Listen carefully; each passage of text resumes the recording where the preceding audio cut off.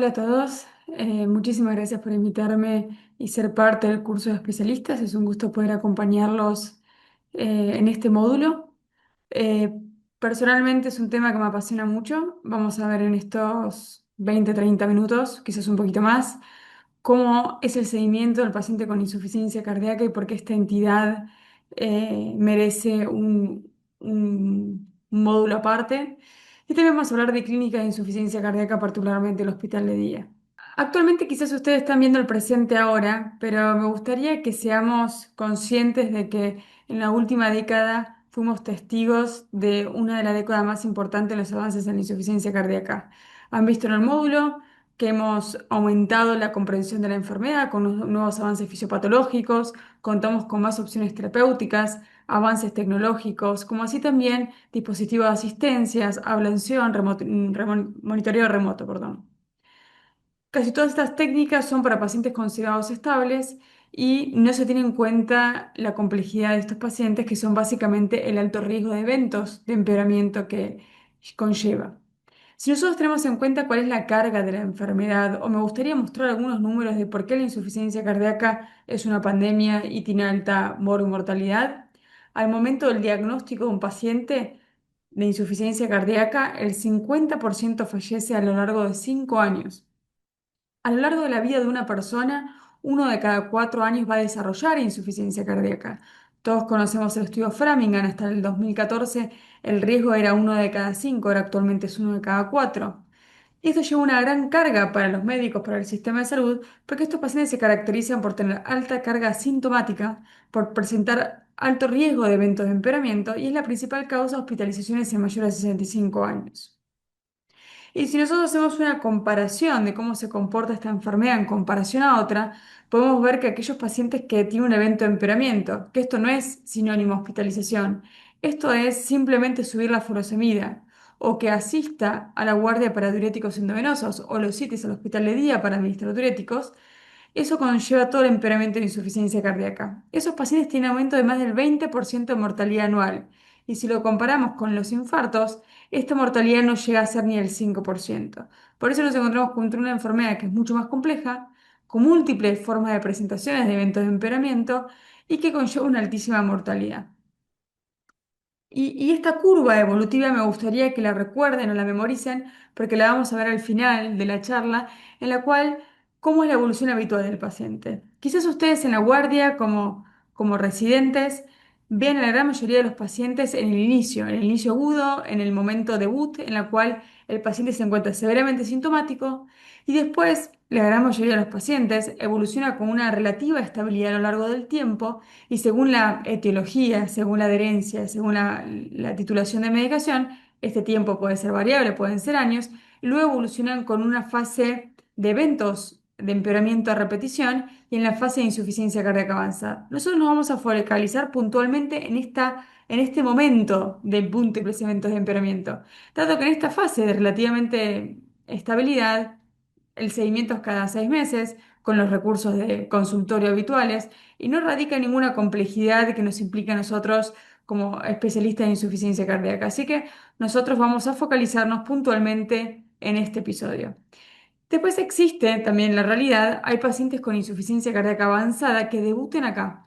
Esos son pacientes que probablemente hayan tenido poco contacto con el sistema de salud, son pacientes que no han consultado por mucho tiempo a pesar de haber tenido disnea y han tenido una supervivencia excepcional contra la muerte súbita, arritmias y debutan en insuficiencia cardíaca avanzada. Esto debo decir que son excepcionales, pero probablemente recuerden de sus guardias algún paciente de estas características.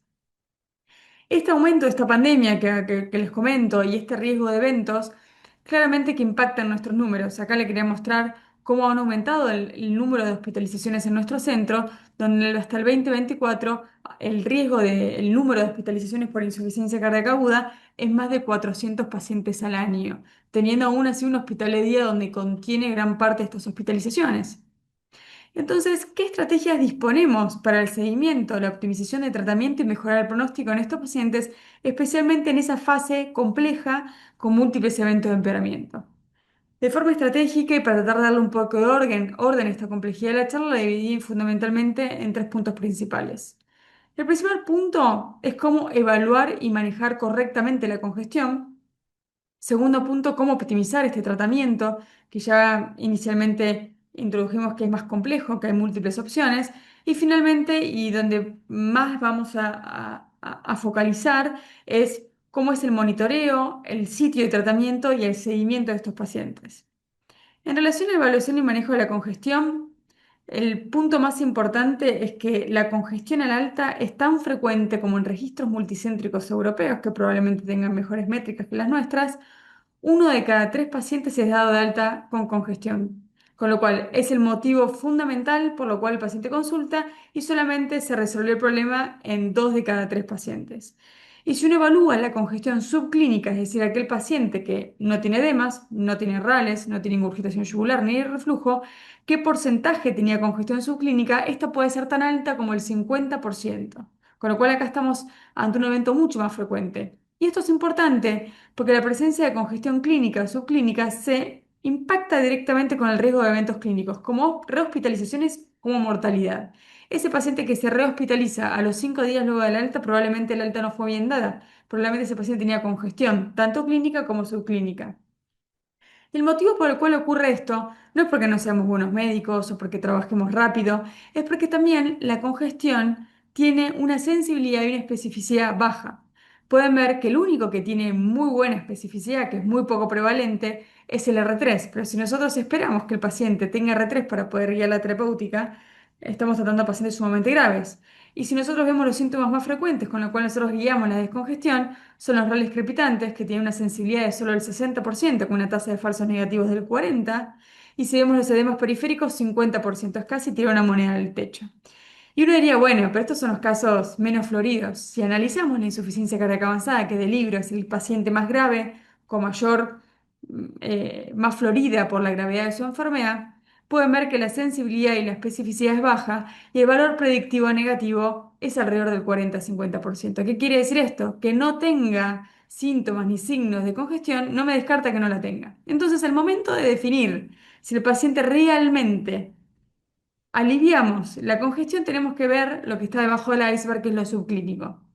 Este es el motivo que probablemente si los residentes o rotantes que han pasado por nuestro servicio, cuando nosotros hablamos de si tiene congestión o no, la pregunta no es si tiene edemas o no, nos tenemos que apoyar en otros métodos.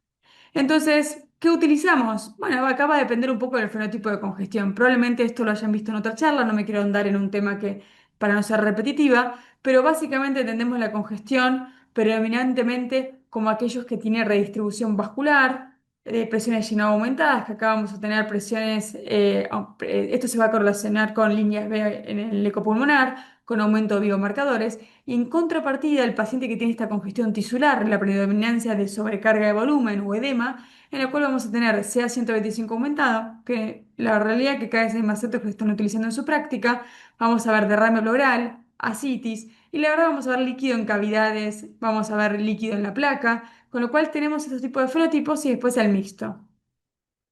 Nosotros ya hace varios años publicamos toda la experiencia del año 2022 y todos los subestudios hasta el 2025.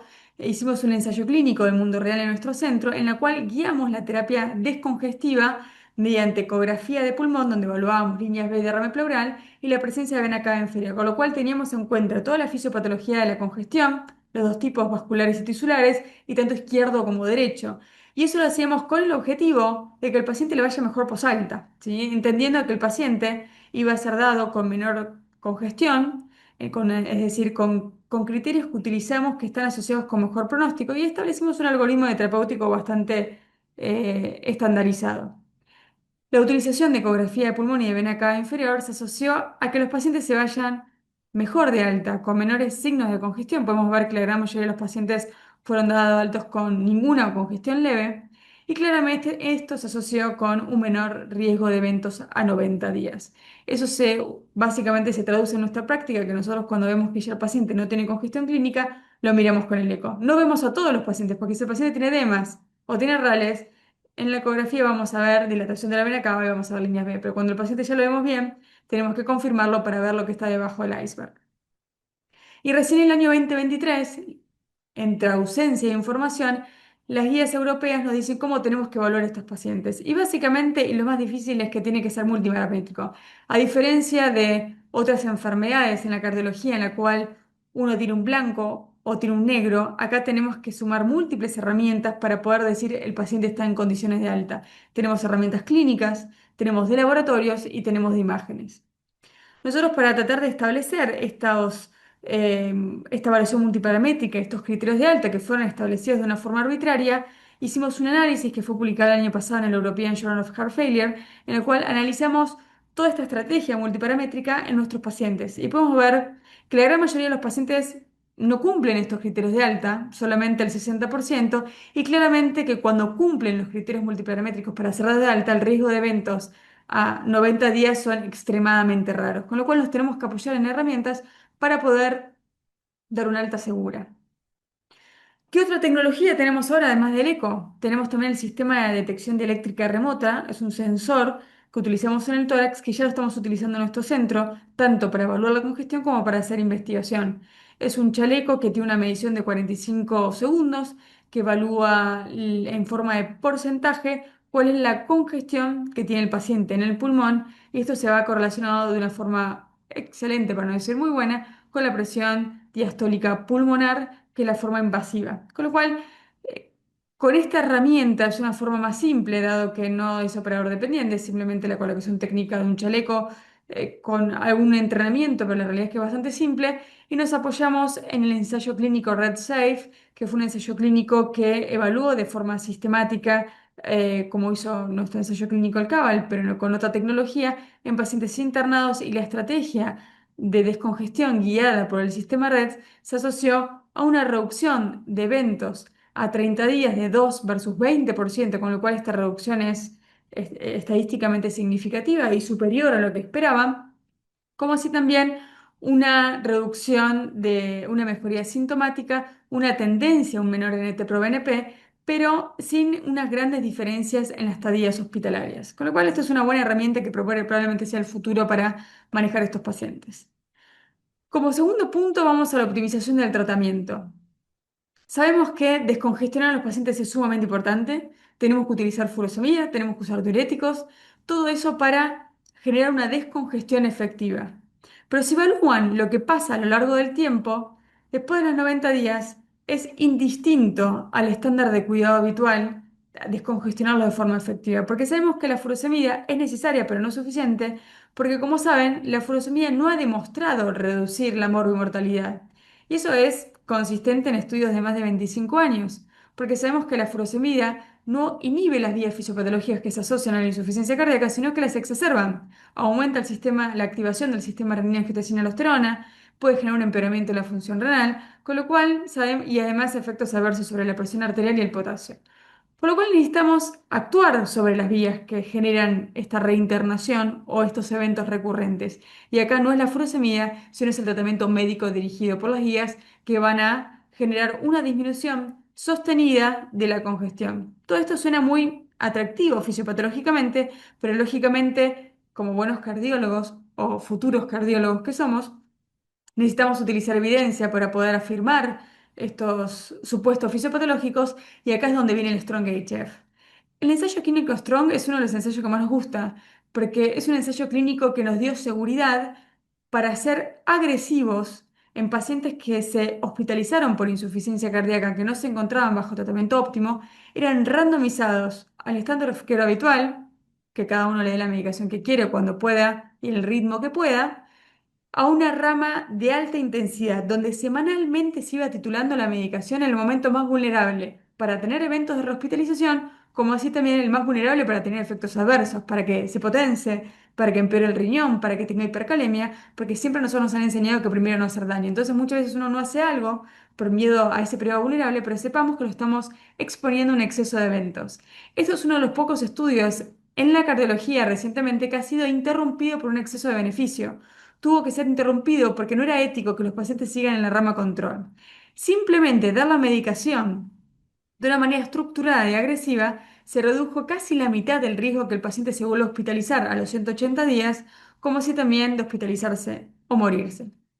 Y otro de los análisis que esto apoya a a este gráfico de fisiopatología, aquellos pacientes que se encontraban en la rama de alta intensidad, a los 90 días tenían menor score de congestión, menor edema, menor congestión pulmonar, menor NT-proBNP, menor peso y menor disnea. Y eso, según el estatus de congestión a 180 días, se asoció a menor riesgo de edemas. Con lo cual, tratamiento médico, menor congestión y menor riesgo de eventos a 180 días. Y en todo ese periodo post-hospitalización es el más importante de todos, porque es el momento que el mayor riesgo tiene el paciente de morirse o de rehospitalizarse.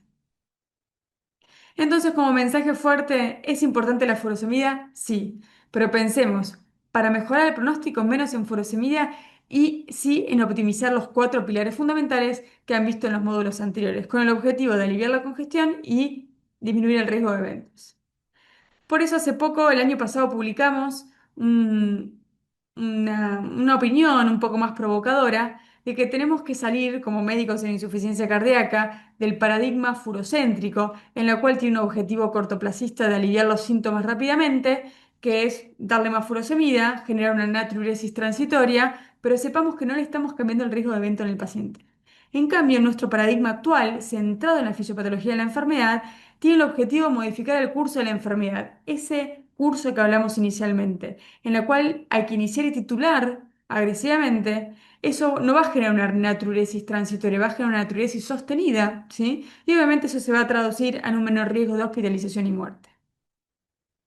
Y esto es básicamente porque ocurre esto, porque el bloqueo neurohormonal, que estamos previamente comentando, participa en todas las vías fisiopatológicas que participan en la insuficiencia cardíaca. Sistema nervioso simpático, renin-angiotensina, vías de Soros, vasoconstricción, y en ambos tipos de congestión, tanto la intravascular como la tisular. Y los diuréticos participan fundamentalmente en la congestión intravascular y de hecho ese es el motivo por el cual hiperactivan tanto el sistema renina.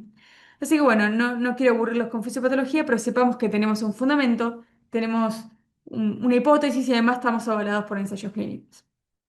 Y yendo al último punto, sobre monitoreo y sitio de tratamiento, que esto quizás también es algo novedoso, también es algo que se puedan inspirar para poder practicar en cada uno de sus centros, es algo que básicamente nos motiva este tipo de enfermedad.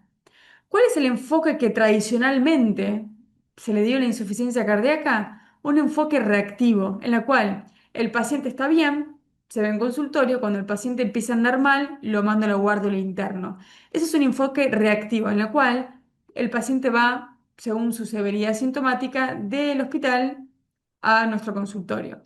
Pero ya en los últimos años, y cuando digo últimos años no somos tan pioneros, hablamos de ya hace más de media década, ya lo proponen centros americanos y europeos, es un enfoque proactivo, que se entiende esta enfermedad como una enfermedad crónica que tiene episodios de agudización, con un modelo que está fundamentalmente enfocado en pacientes en fase vulnerable, que es la que dura aquellos entre 3 y 6 meses según la literatura luego de una internación. Se focaliza en pacientes con muy alto riesgo de eventos, como los pacientes con insuficiencia cardíaca avanzada, o en aquellos pacientes que son de bajo riesgo, que están mal como para estar en consultorios, pero tampoco tan mal para ser hospitalizados. Así que estos son los candidatos que son fundamentalmente este tipo de terapias. ¿Por qué tenemos que hacer foco? Porque como todo, los recursos son limitados y tenemos que focalizarnos a aquellos pacientes que puedan beneficiarse de esta atención. Como les digo, tenemos que pensar más allá de la caja, pensar las hospitalizaciones fuera del hospital, tenemos que empezar en alternativas y acá están las fechas, 2017, 2018, así que estamos ya casi llegando a los 10 años que estamos hablando que tenemos que salir del hospital para tratar la insuficiencia cardíaca aguda o el empeoramiento de insuficiencia cardíaca. Así que esto es un poco provocador de que esto que estoy hablando, que quizás lo vean como algo novedoso, provocador, sepan que ya los grandes expertos en insuficiencia cardíaca vienen provocando con este tema hace casi una década. Entonces, ¿cuál es mi mensaje? Tenemos que salir de las paredes del hospital. Como residentes estamos muy cómodos en unidad coronaria y tenemos que pensar en transiciones o en espacios que salgan de la unidad coronaria para atender a estos pacientes.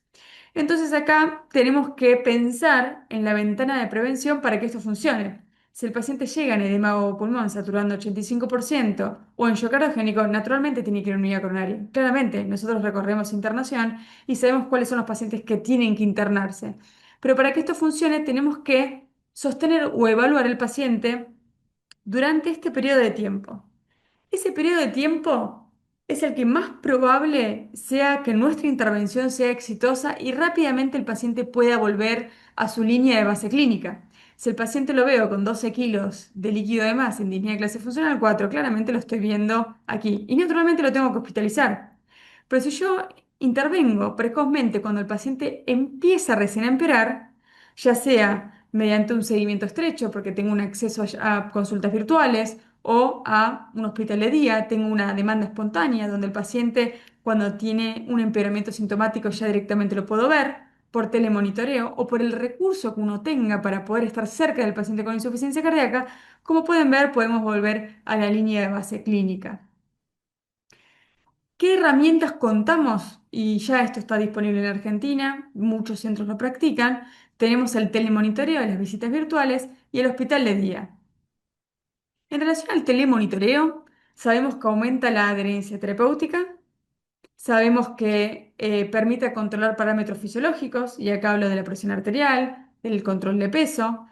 No tenemos mucha más tecnología que esos parámetros vitales por lo pronto y nos permite detectar precozmente las descompensaciones. Es muy útil para la descompensación de aumento de peso. Sí, la descompensación por redistribución, que tiene muy pocos síntomas y es de un día para el otro, acá la herramienta no brinda tanta alerta, pero sí podemos ver los cambios en el peso, los cambios progresivos y el paciente que cambia en su clase funcional.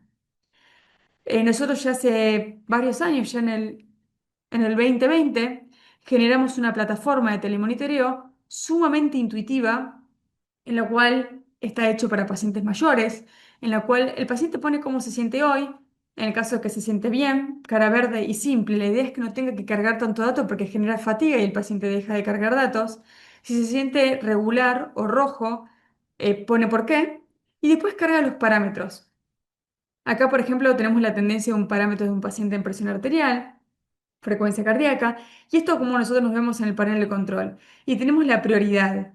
Hemos generado un algoritmo predeterminado a nuestro criterio de qué es una alerta amarilla, qué es una alerta roja, y eso es en función de diferentes alertas que hemos determinado por síntomas y parámetros fisiológicos, y eso nos permite actuar. Ya en el 23 publicamos nuestra primera prueba piloto en pacientes muy añosos, sobre todo para valorar que sea factible aún así en pacientes que no son tan amigados con la tecnología. Hicimos un ensayo clínico que en el Congreso SAC de este año presentaremos los resultados, en el cual fue un ensayo clínico en el cual randomizamos pacientes luego del alta a la rama telemonitoreo o la rama control, y después tenemos un mundo real en el cual pacientes ambulatorios con insuficiencia cardíaca, publicamos nuestra experiencia de la usabilidad. Fueron más de 120 pacientes que utilizaron la plataforma, que pueden ver un alto generación de alertas, 5 alertas promedio diarias respondíamos y tuvimos casi 2 años día de telemonitoreo continuo.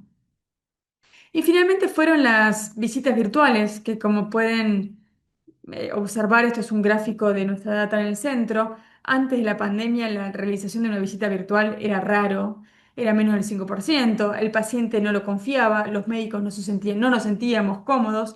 Con la pandemia no nos quedó otra que hacerla, básicamente, para poder hacer un seguimiento a los pacientes, sobre todo a aquellos pacientes con enfermedades crónicas como la insuficiencia cardíaca, y empezamos a hacer consultas virtuales a todos para poder hacer un seguimiento y detectar las descompensaciones. Eso nos hizo que en tan poco como de marzo a junio, que son 3 meses, hagamos 400 visitas virtuales, atendimos casi 300 pacientes y la gran mayoría de los pacientes la pudo realizar, el 90% dijo que fue fácil, pudimos resolver los problemas de salud y tal como muestra la experiencia a nivel mundial, todos los pacientes tienen muy alta percepción de satisfacción. ¿Reemplaza la consulta presencial? Para nada, creo que es un gran complemento a la presencialidad, sobre todo para poder acceder a la segunda opinión, a la indicación de determinadas intervenciones, a poder hacer seguimiento de laboratorios cuando estamos titulando medicamentos, pero no lo entendamos como que reemplaza, sino como que complementa. En la pandemia fue un reemplazo, pero actualmente es un complemento de nuestra práctica habitual. En relación a dispositivos implantables, nunca me gusta hablar de marcas, pero acá sí es un dispositivo de monitoreo continuo de la presión pulmonar y es un dispositivo que se llama CardioMEMS. El primer estudio ya es de 2011, es el estudio Champion, que evaluó una reducción de la hospitalización, cual es algo importante. Y después fueron 2 ensayos clínicos que lamentablemente fueron atravesados por la pandemia, con lo cual en el análisis de sensibilidad fueron positivos, pero en términos generales tiene una mejoría sintomática y una reducción de las hospitalizaciones. Y eso se traduce en una recomendación muy baja en las guías, porque toma los ensayos clínicos previos y después ya tenemos pool análisis donde disminuye mortalidad y hospitalizaciones en pacientes seleccionados de alto riesgo, claramente. Entonces creo que yo estoy de acuerdo donde tienen que modificarse las guías de recomendaciones, en la cual se debe considerar como un 2A en aquellos pacientes que tengan alto riesgo de evento de empeoramiento, luego una hospitalización, que se encuentren en clase funcional 3-4, para poder hacer un tratamiento y detección precozmente de descompensaciones. Actualmente en Argentina no tenemos disponible esta tecnología, algo importante que es una tecnología de monitoreo remoto que trata y interviene tendencias, ve las tendencias de la presión pulmonar. Cuando tengamos esta tecnología, creo que va a ser muy atractiva para el monitoreo en pacientes de alto riesgo. Entonces, actualmente, ¿qué tenemos para seguir a nuestros pacientes en el mundo? Y luego veremos qué tenemos en Argentina. Dispositivos implantables, CardioMEMS. Acá pueden ver el dispositivo que se implanta en la pulmonar. Tenemos los 3 ensayos clínicos que ya hablamos, que fueron ensayos clínicos positivos, con una recomendación injustamente baja en las guías. Después tenemos el ultrasonido de pulmón. Esperemos que en un tiempo, cuando se actualice nuestra guía, si está en nuestro ensayo clínico, tenemos la tecnología o la tecnología por impedancia, un estudio muy previo de 2016 que tuvo muy poco impacto en la guía de práctica clínica, pero tenemos el dispositivo REDS, que es súper práctico, que probablemente aumente su impacto. Ya en España están haciendo un multicéntrico, ya tienen múltiples pacientes randomizados y ese ensayo clínico probablemente cambie las guías. Y después los péptidos natriuréticos no han modificado guías, todos los ensayos clínicos son neutros, con lo cual usar los péptidos natriuréticos para titular, claramente que no. El paciente se titula lo máximo que se puede independientemente del NT-proBNP. Así que el NT-proBNP fue neutro. Y finalmente, para ir cerrando por cuestión de tiempo, tenemos el hospital de día. Es un tema y es uno de los temas que más me apasiona, porque básicamente hemos hecho un cambio, un switch, en la cual, donde la insuficiencia cardíaca la entendíamos como una patología aguda, con el modelo asistencial tradicional que previamente mencionamos, pero actualmente ya entendemos que las unidades de insuficiencia cardíaca se basan en el paciente crónico, donde tiene que haber un rol central de enfermería, del abordaje multidisciplinario. Tenemos que facilitarle el acceso al paciente. Como hablamos, tenemos que actuar en una ventana de prevención. Si yo tengo un turno de 3 meses, nunca voy a poder actuar en esa ventana de detección precoz. Se fundamenta en el que el paciente tiene que autocuidarse, autoactivarse, adherir y en la educación. Y esto permite un continuo en el cuidado.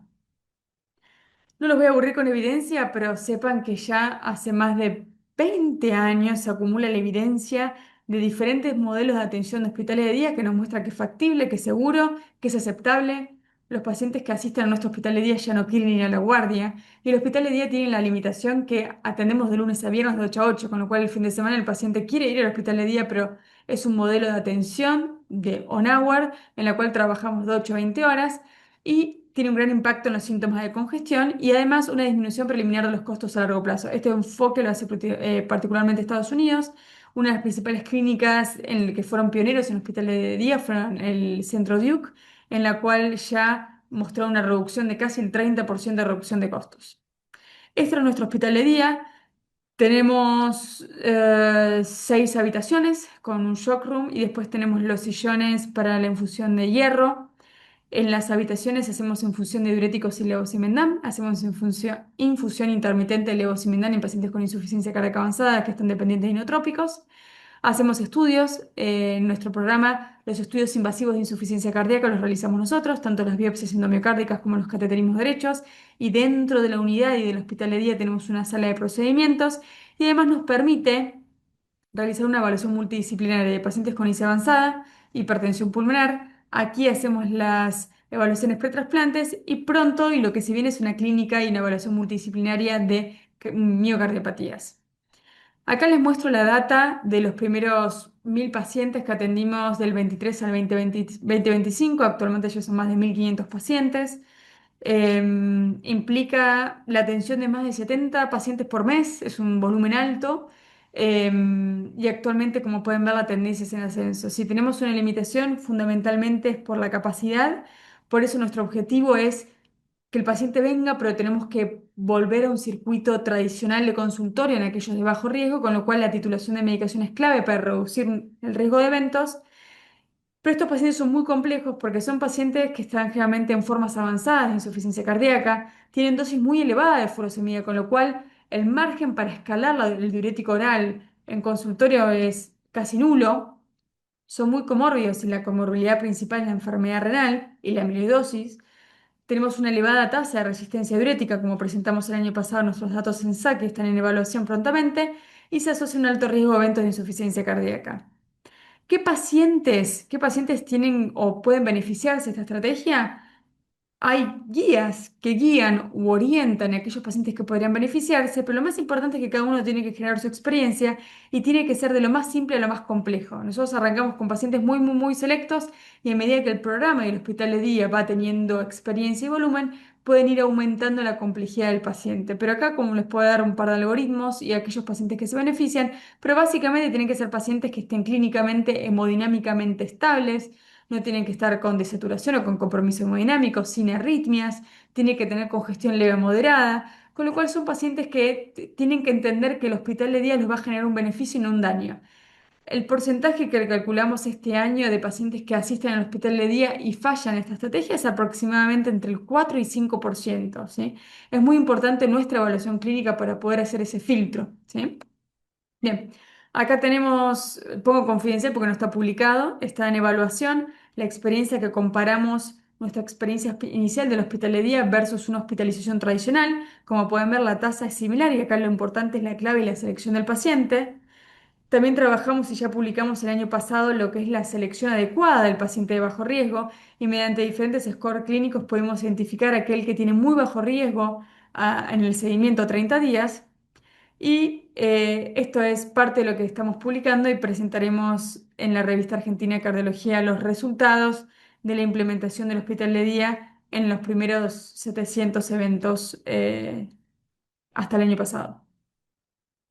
Lo más importante es, como pueden ver, nuestra tasa de rehospitalización a 30 días es del 11%. ¿Cómo se traduce esto en números?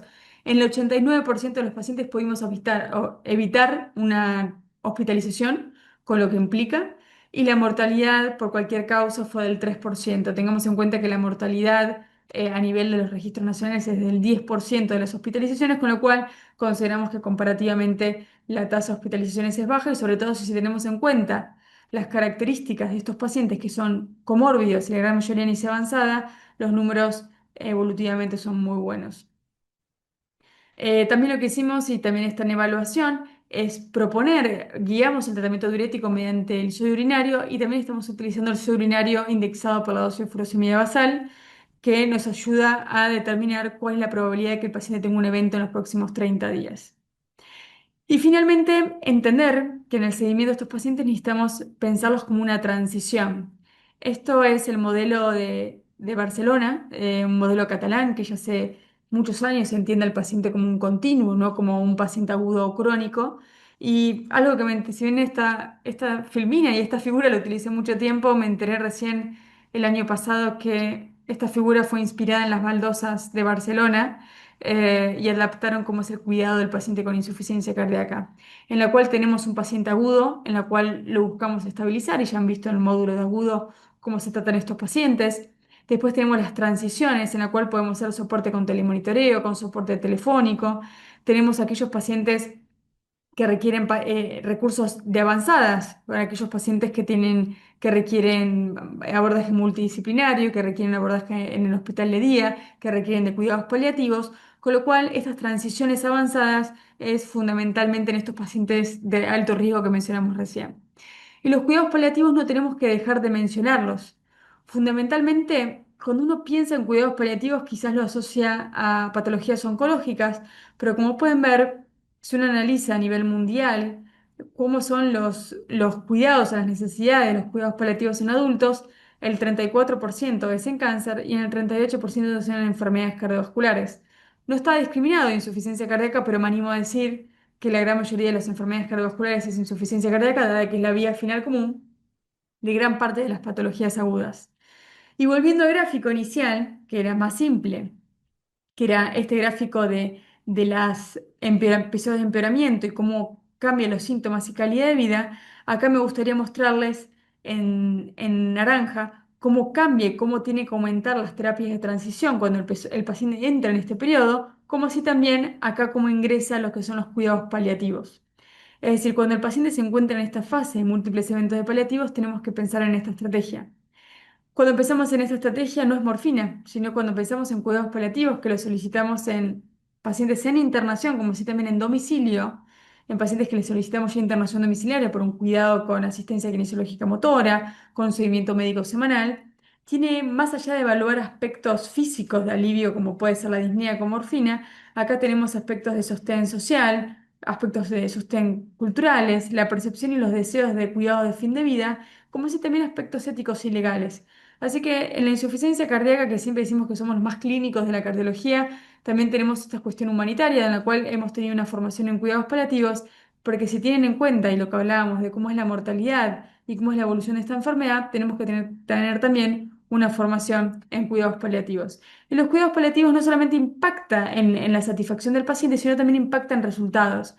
Este es un estudio muy lindo, americano, multicéntrico, en más de 70 centros, en el cual evaluaron 200.000 pacientes con IC con FEI preservada, que son habitualmente pacientes añosos, que se evaluó qué porcentaje recibía cuidados paliativos.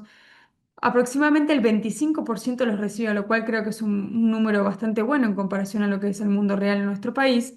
Hicieron un propensity score, es decir, trataron de machear bajo las características que se asocian al mal pronóstico de insuficiencia cardíaca en los que recibieron cuidados paliativos y en los que no, y pueden ver cómo es la evolución clínica.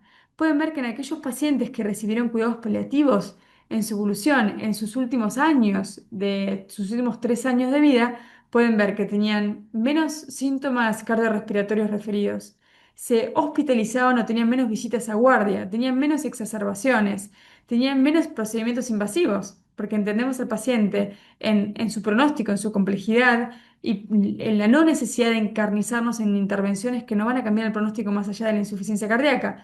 Y sobre todo, también descarga el ambulatorio, porque el paciente va a tener cuidados en domicilio y sí también en cuidados críticos. Creo que entender el paciente y poder vender una mejor atención en cuidados paliativos creo que es uno de los grandes defectos del sistema de salud, dentro de todos los que tenemos, pero creo que es el foco hacia donde tenemos que ir. Entonces, ya hablamos de lo negativo, me gustaría contarles o transmitir que hay mucho optimismo en esta enfermedad. Hemos tenido una década dorada y actualmente encontramos una excelente transición y nos espera un futuro brillante que hemos tenido un pasado bastante gris, pero creo que somos bastante optimistas, al menos nuestra generación, en la cual ya disponemos de múltiples drogas que han cambiado drásticamente el pronóstico de estos pacientes. Entendemos que el enfoque de estos pacientes tiene que ser proactivo y fuera del entorno tradicional hospitalario. Tenemos que pensar el ambulatorio no como un problema, sino como una oportunidad. Y acá nuestro caballo de batalla es el hospital de día. Y también cambiamos el paradigma furocéntrico al paradigma del tratamiento médico dirigido por las guías. Para hablar de buen pronóstico tenemos que hablar de una adecuada descongestión. Tenemos que pensar en una continuidad en el cuidado de un seguimiento intensivo y obviamente pensar en cuidados paliativos en este grupo de pacientes. Muchas gracias nuevamente por la invitación.